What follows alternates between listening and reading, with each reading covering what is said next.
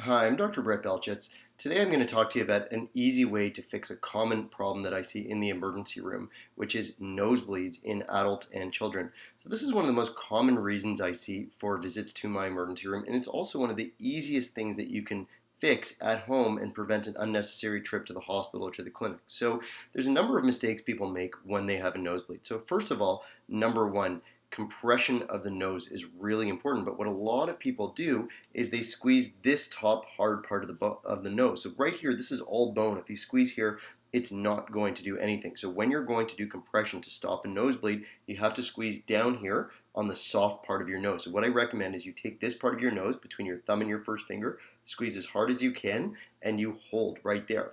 Number two, really important that you don't want to choke on the blood. When you compress right here, a lot of the blood, because it's being compressed, will attempt to actually go backwards in the reverse direction from going down.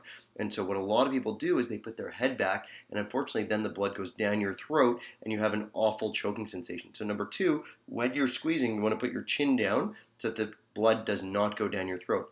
And finally, this is the most common thing that I see people do wrong, is when they're squeezing, they keep letting go to see if the nose bleeding has stopped. Now, every time you let go, you're actually letting that bleeding restart. In order to stop a nosebleed, you have to compress that soft part of your nose for at least 15 minutes straight without letting go. So here's my three tips. Compression, soft part of the nose, chin down, hold for 15 minutes straight without letting go.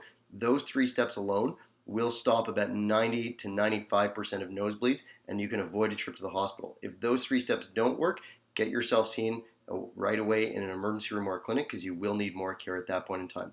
I'm Dr. Brett Belchetz. I'm an emergency room physician and one of the physicians at Maple. I hope you found these tips helpful.